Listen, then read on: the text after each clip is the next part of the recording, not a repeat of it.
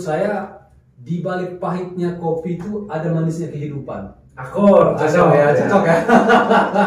Ya, Tapi jangan pula terlalu sering pahit. oke gitu ya. Karena dari dulu kita sudah pahit. Oh, gitu. Tiba saatnya Indonesia untuk memilih. Bersama datang ke TPS, salurkan aspirasi. Langsung bebas rahasia, jujur dan Selamat pagi teman pemilih. Ketemu lagi dengan podcast Orasi Kopi. Saya hari ini sebagaimana kita ketahui ya bahwa KPU RI dan jajarannya seluruh Indonesia sudah meluncurkan dimulainya tahapan pemilu tahun 2024. Tentunya bagi teman pemilih sudah bersiap-siap untuk mempersiapkan diri, mencari informasi terbaru mengenai partai politik dan tata cara pemilihan tahun 2024. Yang pastinya peserta pemilu sudah mulai intik-intik nih. Ini apa nih aturan yang berlaku, terus apa aja yang dipersiapkan, bagaimana pendaftarannya, verifikasinya seperti apa gitu kan, demi mendukung kelancaran demokrasi di Indonesia. Penasaran kan? Jadi untuk bersiapnya kita akan berbincang dengan Bapak Sarip Ediansa, anggota KPU Divisi Teknis ya. Ya, Pak Sarip ya. Sebagai kepala divisi teknis atau ketua divisi teknis, pastinya punya pengetahuan dan pengalaman yang luar biasa mengenai tahapan pemilu ini. Halo Bang Sarip. Halo juga Bang Reddy. Oke, Selamat pagi. Selamat pagi. Salam sejahtera untuk kita semua. Tabipun. Ngopi dulu. Siap. Namanya Orasi Kopimu. Ya. Berhubung dengan Lampung Barat ini daerah kopi, penghasil Ya. kopi, harus kita angkat juga. Iya. Ya. Jadi kalau bagi saya, ngopi ini Bang Reddy merupakan kewajiban kita setelah sholat lima waktu. Oke. Sholat lima waktu, kemudian ini kewajiban keenam kita ngopi lagi. Ya. Kalau saya lebih suka kopi pahit, Bang. Oh, Karena, gitu? iya, karena menurut saya di balik pahitnya kopi itu ada manisnya kehidupan. Ya, Tapi jangan pula terlalu sering pahit. oke gitu ya. Karena dari dulu kita sudah pahit. Dari Oke, Kan begitu teman pemilih. iya. Jadi untuk teman pemilih dan tentunya yang saya pagi ini mau konsen ke peserta pemilu sebetulnya. Iya. Informasi ke teman pemilih semua bahwa peserta pemilu kita akan diverifikasi ulang ini. Jadi belum tentu peserta pemilu yang kemarin bisa ikut lagi dan jumlahnya sama. Iya. Makanya pagi ini kan kita bahas ya kan untuk Iya. peserta pemilu seperti apa. Karena terkait kita ngobrol dengan verifikasi parpol lah ya, yang lebih dekatnya. Seperti kita ketahui bahwa sudah ada PKPU nomor 3 tahun 2022 tentang tahapan pemilu. Iya. Boleh dijelaskan nggak sih sama teman pemilih sama peserta pemilu ini apa aja tahapan-tahapan yang harus kita lakukan di tahun 2022 ini? Iya. Ya Bang Sarip ya. Baik, terima kasih Bang Reddy. Untuk teman-teman pemilih khususnya yang ada di Kabupaten Lampung Barat, alhamdulillah sebagaimana disampaikan oleh Bang Reddy tadi, KPU Republik Indonesia telah mendeklir bahwa tahapan pemilu itu akan mulai dilaksanakan per 14 Juni tahun 2022. Artinya Bang Reddy bahwa gong pemilu itu sudah dimulai. Nah, beberapa minggu yang lalu KPU RI beserta Komisi 2 DPR RI telah menyepakati terkait dengan regulasi teknis pelaksanaan pemilu tahun 2024. Sebagaimana kita ketahui bersama bahwa pemilu itu adalah merupakan arena konflik yang legitimate oleh undang-undang. Semua peserta pemilu, baik itu partai politik ataupun calon presiden dan wakil presiden, melakukan arena pertempuran untuk merebut dan mempertahankan kekuasaan. Tentunya ada regulasi-regulasi yang mengatur selain daripada Undang-Undang 7 tahun 2017, ada juga namanya PKPU. Nah, ini yang baru disahkan kemarin adalah PKPU nomor 3 tahun 2022 yang substansinya adalah terkait dengan program tahapan pergantian. Seluruh tahapan pemilu diatur di dalamnya, dimulai dari tahun 2022, 2023 dan 2024. Ya, ini Untuk termasuk ke tempat pemilih juga ini Bang Sari. Ya. Kenapa sih kok 20 bulan apa dasarnya? Bisa dijelaskan nggak sih? Oh ya, sekarang kan banyak, saya juga banyak mendapatkan pertanyaan dari teman-teman pemilih, dari masyarakat, kemudian dari partai politik. Kenapa sih kok pemilu ini jauh-jauh amat dilaksanakan? Oh iya. Sementara pemilihannya ya 2024 dan harus mulai 2022. Pertama perlu kita pahami bahwa amanat di dalam Undang-Undang 7 tahun 2017 pasal 167 menyebutkan bahwa pelaksanaan pemilu itu, penyelenggaraan pemilu itu harus dimulai paling lambat 20 bulan sebelum hari H. Oh, seperti itu. Dan ini perlu kita ketahui Bang Reddy bahwa pemilu itu sebenarnya dibagi kepada 3 tahapan dia. Yang pertama adalah pra-election period. Yang kedua adalah tahapan election period atau tahapan pelaksanaannya. Kemudian yang ketiga adalah tahapan selesainya atau setelah pemilu itu dilaksanakan. Tahapan pra itu misalnya tahapan persiapan terkait dengan penyusunan anggaran, kemudian program, kemudian juga termasuknya adalah perencanaan keuangan daripada pemilu itu sendiri.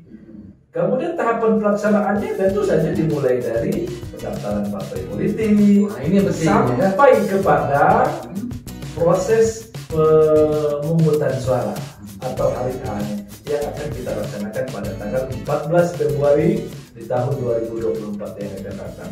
Sedangkan periode lanjutannya adalah setelah proses hari H itu ada beberapa hal yang juga harus dilaksanakan oleh penyelenggara. Misalnya adalah penetapan pemenang, kemudian juga kalaupun ada gugatan-gugatan kan kita selesaikan di proses-proses peradilan, misalnya di Mahkamah Konstitusi dan lain sebagainya. Yang endingnya adalah penetapan calon terpilih, baik itu anggota DPRD, DPR RI, kemudian DPD, dan calon presiden dan wakil presiden. Ya. Jadi oke, dari sekian tahapan itu ya kan yang dilaksanakan sampai tahun 2022 ini apa saja sih yang penting?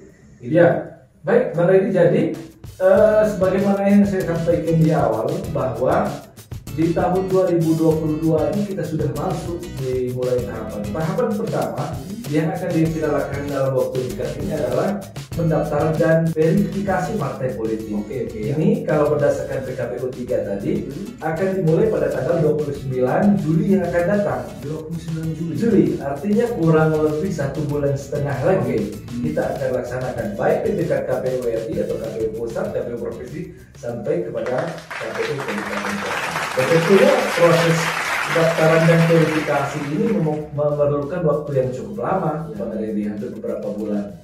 Oke, ini kan untuk yang teman pemilih ketahui bahwa informasinya bahwa ada sekitar 70-an ya yang sudah terdaftar di Kemenkumham partai politik ini, ya kan? Berarti kemungkinan bertambahnya partai baru banyak dong. Ya, ada ya kemungkinan itu kan besar. Semua ada kemungkinan, tapi karena kita sebagai penyelenggara pemilih kita tidak bisa berandai-andai. Semua akan ketahuan, akan kita bisa lihat secara persisnya adalah ketika proses pendaftaran. Oke. Nah, pertanyaannya adalah apa sih aturan atau regulasi yang berbeda dari pemilu sebelumnya? Sebenarnya begini, tahapan 2022 ini kan bukan hanya verifikasi partai politik, ya. Ada pemutakhiran data pemilih juga dilaksanakan di tahun ini dimulainya. Kemudian juga ada penetapan daerah pemilihan. Daerah pemilihan ini akan kita mulai di bulan Oktober nanti Bang Reddy. Kemudian ada juga penetapan peserta pemilu. Peserta pemilu ini dilaksanakan di bulan Desember. Kemudian pencalonan DPD itu akan dimulai di bulan Desember.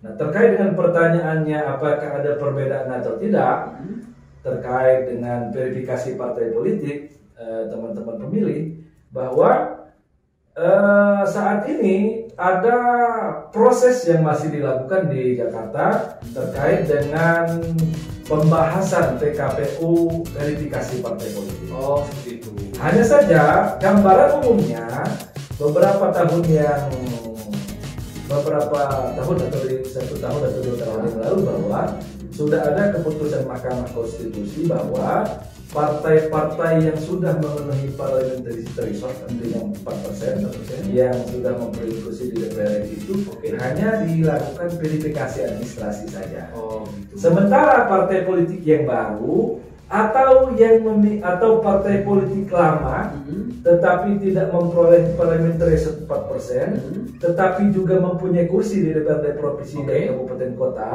maka akan dilakukan verifikasi administrasi dan verifikasi faktual. Ini yang perlu kerja keras dari kita semua penyelenggara tingkat kabupaten kota, bagaimana kita melakukan verifikasi ini secara baik dan benar sesuai dengan aturan-aturan, dan nanti pada saatnya akan kita tetapkan di tingkat kabupaten ini mana yang lolos atau tidak lolos, sehingga pada akhirnya akan menjadi keputusan KPU RI tentang berapa sih sebenarnya peserta pemilu di tahun 2020. Seperti itu. Ya, Baik Bang Sarip. Ngopi dulu. ya. Oke. Baik, terima kasih. Ini kopi Lampung Barat ini ngomong-ngomong kopi ya.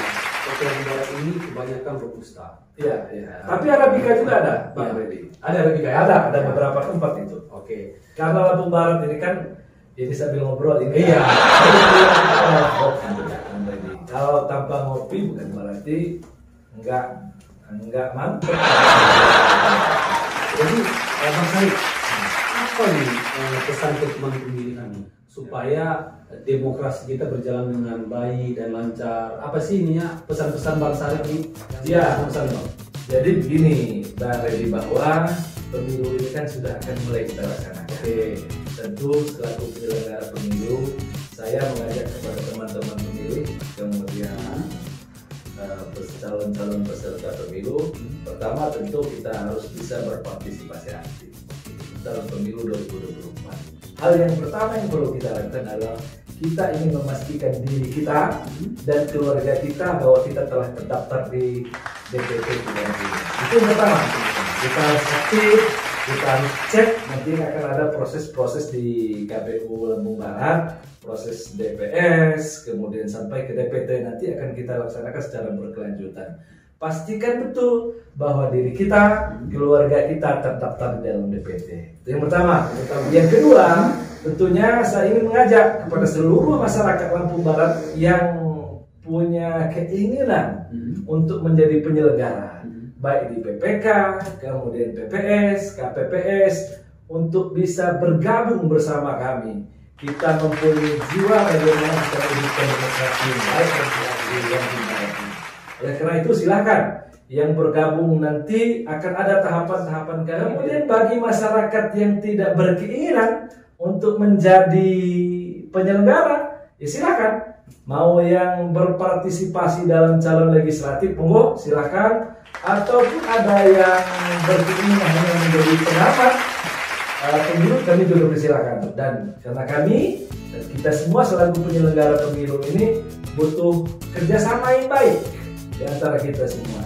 Kami tentu sebagai manusia biasa, harapan kami kepada kita semua warga masyarakat Lampung Barat mohon berrestu supaya kami dan kita semua yang melaksanakan tahapan pemilu ini diberi kekuatan, diberi kesehatan oleh Allah Subhanahu wa Ta'ala, dijauhkan dari fitnah, bala dan sebagainya, sehingga perjalanan demokrasi di Lampung Barat ini bisa berjalan dengan baik dan benar, sukses. Kita berdemokrasi secara sehat, berdemokrasi secara riang, berdemokrasi secara gembira. Insya Allah demokrasi di Lampung Barat ini akan berjalan dengan baik. Amin. Amin. Jadi seperti orang kopi, tidak ngopi nggak keren, nggak ikut milih nggak keren. Oke, cakep. Jadi sekian obrolan singkat kami pagi ini. Jangan lupa kunjungi laman website KPU Lampung Barat di lampungbarat.kpu.go.id dan JDIH lampungbarat.kpu.go.id. Instagram di KPU Lampung Barat dan JDIH KPU Lampung Barat. Untuk Facebook ada KPU Lampung Barat dan JDIH KPU Lampung Barat. Twitter ada di KPU Lampung Barat dan YouTube di channel KPU Lampung Barat. Terima kasih nih Mas Sarip ya, sudah meluangkan waktunya, sudah ngobrol panjang lebar Iya, gitu kan. Ini obrolannya sedikit tapi ngena kayak cabai rawit, Iya, ya kan? iya. Kecil dan pedas. Iya. Lain kali kita ngobrol lagi untuk masalah tahapan ini. Saya yakin teman pemilih masih banyak nih Iya. yang bisa kita bahas. Akhir kata, Banyak juga. saya Reddy Kennedy. Terima kasih atas kebersamaannya Bang Sarip. Ya. Sampai jumpa.